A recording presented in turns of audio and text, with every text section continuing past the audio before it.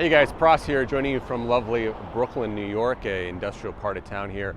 I'm at the Rivian Service Center picking up this, the R1T pickup, the Rivian's all-electric pickup here that's been getting all the buzz recently, right? Can this truck supplant the F-150? Things like that. We're gonna test this truck. We're gonna take it through its paces, see what it's like to live with, see what it's like to possibly work with and travel with is part of the deal. So I'm picking it up here at the service center. This is one of 24 service centers Rivian has across the country where they can service the cars, but then also where they actually facilitate deliveries. I'm about to hop in this truck and spend a couple of days with it, and let's see how it is. All right, we're in the R1T Rivian pickup now on the road here. I've had the truck for a couple of days now, and I want to give you some impressions here on our test drive. I'm in upstate New York, very, very picturesque settings up here. Great place for the truck. So where do we start? Like I said, we picked up the car from Brooklyn at the service center there, and here we are.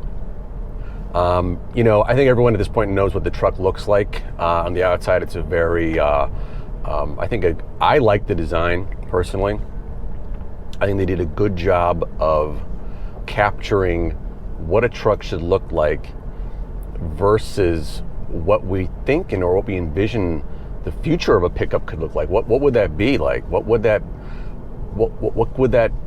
from a design point of view, what does that look like? Does it look like a totally different design than what you normally anticipate for an F-150 or a Silverado? Well, I think that the sheet metal looks great. Very nice job here. This is a actual production model. This is VIN, I think 5,000-ish. So this is one of the trucks in the 5,000-ish range of production. I got to say, from a quality point of view, everything seems pretty good. There's no creaks or rattles or anything. It's pretty quiet in here. Interior fit and finish looks good. There's a couple of little things here that might be, growing pains here for some of the assembly, right? Some stuff is a little bit loose here. I've noticed some of the gap panels are not totally consistent, but they're still pretty good, better than Tesla, to be honest with you. But you're not going to really notice those things. Just want to point that out. So back to the design. We were talking about what's it going to be like when you have a skateboard clean sheet design for a pickup, and what that allows you to do is, this truck has I believe almost like a Tacoma-like footprint, mid-size footprint. Feels about that size inside. The bed is probably on the smaller side. But then you have stuff like the gear tunnel, right? That gear tunnel, some people think is somewhat gimmicky or just, okay, great, it's a nice place for storage. No, it is immensely useful. You can store a lot of things in there. Most hilarious thing is kids love climbing into it and climbing out of it. It's pretty funny, but it is extremely useful. You can put in so much stuff in there, and it's locked away, and it's fine, very easy to access. Of course, you have the frunk with its own interior storage space, and it's pretty large. Not as big as the F-150's mega power frunk, but that's another thing. That's a full-size truck, and we'll get to the comparisons on those two later. There's also the two different, in the back, there's also a underneath storage in the bed that usually can house the full-size spare, or you can use it actually as a kind of a cooler. You can put ice in there and you can drain it. Same with the front too, you can do that as well. So yeah, that's the exterior-wise. A lot going on there, and I think it's a handsome exterior. Inside, this is where Rivian has sort of upped the game in the sense that you're kind of knocking at the door of luxury. I think very nice materials, very nice wood finishes, and kind of soft touch materials, vegan leather everywhere. This headliner feels like a microfiber or Alcantara. It's actually recycled towels, so that's again very eco-friendly. So yeah, they're knocking on the door of luxury. Is it a Range Rover? Not there, but it's pretty close in terms of, this is like an Audi, Cadillac, BMW, sure. But we're talking about it's wrapped in the skin of an adventure vehicle. So the inside is very nice. I like it. All right, enough of that. Driving.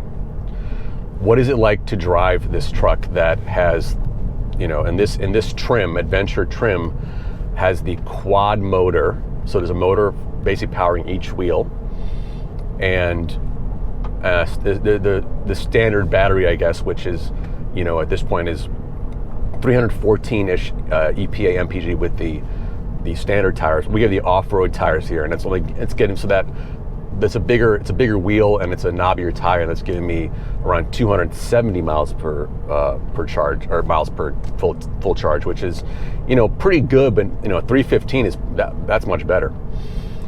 Anyway, driving it around town on this air suspension that this truck has is extremely comfortable. It just soaks up everything in the comfort setting, right? The softest setting. You just feel like you're just floating above the air. I mean, above the ground. Very Land Rover-esque, to be honest with you.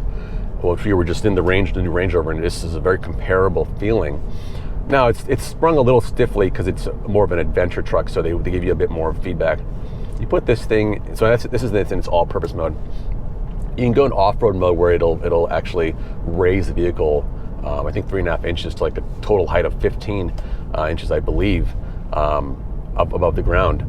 And I was going on some loose gravel, some rocks actually off near a hike, and this thing was just dominating it, right? I initially had an all-purpose motor, and it was kind of bouncing around and stuff, but it was fine. Put it in off-road mode, so it sort of raises it, and it gives it a softer, you get more rebound or more articulation, stuff like that. We were just floating over this rocky, gravelly terrain. Like, it had no problem at all. I mean, it was super, and I can only imagine taking a really hardcore off-road situation, what this truck would be like with the, essentially real torque vectoring, meaning each wheel can spin independently on its own and give it enough power on its own, depending on the situation, software, whatever, reading the ground. You have immense grip, immense contact. There's no slippage really, right? So that was pretty impressive. Back to being on the road, you can put it in a sport setting. Right now I'm in all-purpose. Put it in a sport setting, it'll lower the truck, and I'll put it right now, and it'll unleash sort of the full power of this truck. And we're talking about, I'll put it in my article, we're talking about 800, 900 horsepower, right? We're talking about 0 to 60 time in the 3s. This thing can dust a lot of sports cars. And with its air suspension, quad motor setup, it is basically, you feel like you're glued to I'm glued to the ground. I mean, it's like it's on rails. And we're just kind of straight line darting over the ground here in flat surface. Going into curves, it's carving the curves. It's absolutely unbelievable that a truck that's like 8,000-ish pounds, I believe, can drive the way it drives. I mean, we're just going to carve into this turn, a little curve here. I feel like I'm in a 911 maybe, you know what I mean? I'm pretty high up here, but it's not pushing too much. Yeah, there's a little bit of give here, but it's not understeering too much. It's just carving through. So, yeah, this truck, it can do it all. I'm not the first to say that. I'm not the first to be impressed by a truck that a first effort by a new company, that's maybe 15 years old or so, 10, 15 years old, right? A startup company, CEO RJ Scaringe, this is what he wanted to do after many iterations, but they figured it out, and here we are. It's really difficult, right, to make anything like this and make it good and make it compete against what the traditional automakers have to offer. And this is where, so is this truck's a winner? I totally agree. Yeah, I'm not saying anything different than anyone else has said. It's quite amazing. In this trim, adventure trim, quad motor, the different options we have here, we're talking about $100,000, close to $100,000. This is the one big problem with the EVs is they're so expensive right now. Now I'm actually in a very nice one. This is the going rate. This is what you got to pay to get in one of these trucks, right? So there's a question of value. Is it worth it? And if you have the money, I would say sure. But I'd also say, what else is out there? And there's the F-150 Lightning, which we also drove. And that truck is extremely impressive. It's not quad motor, it's dual. It's a full-size pickup. It's not as fast as this one, let me tell you. It's pretty quick, but it's big. And you know, Ford is talking about how you can get into the Pro model for around 46, 47 before federal tax credits kick in.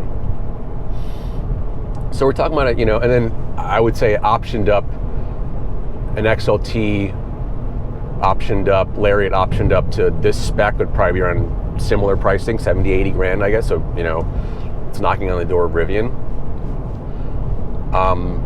So from a value point of view, the F-150 has it.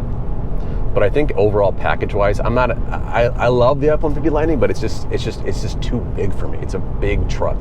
It's a big footprint. It always has been.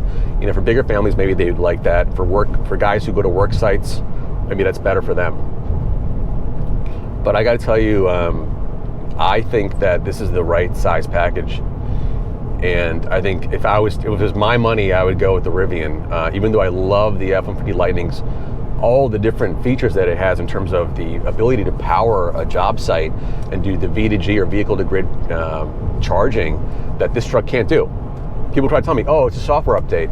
This thing can power anything. It's like, no, it can't. It doesn't have the actual infrastructure, architecture in the truck to actually do a full back and forth load, right? Electrical load. It has its own outlets here, and it can power, you know, some equipment and maybe some power tools, but it's not a full-on power generator where the Lightning can actually light your home when you connect to your circuit breaker via the Sunrun equipment. This truck's not trying to do that, and I'm not saying it should. This truck is basically saying, for its buyers, they want to go on adventures, they want to go on trips, they want to do awesome stuff, they want to be able to use this car has a built-in air compressor, right? So you can air down tires, air them back up, pump up your bike tires, all this stuff. You can buy all kinds of equipment for it to attach a tent to the back and everything like that on top of the bed. This truck is a fun adventure vehicle, not meant to be a work truck. And I think there's a big market for that. And then Ford has its own market for its fans and then people that want work trucks. It's not a work truck. So, look, I think we should be excited for the future of electric vehicles. I know a lot of people are sort of sad about the end of gas-powered, ICE-powered vehicles. I love a nice high-revving motor myself, you know, with a manual transmission, don't get me wrong. But if this is the future, it's freaking awesome. It's amazing. This is an amazing daily driver. And guess what? You're not spewing out CO2, right? So maybe there's a way we can sort of live in this world where we can shift a lot of the daily driving, commuting stuff, long trips to electric if possible. And that, of course, means we just have an EV infrastructure built out, charging infrastructure. But let's say that happens. You have these cars for things like this, commuting, but also some longer trips, fun trips.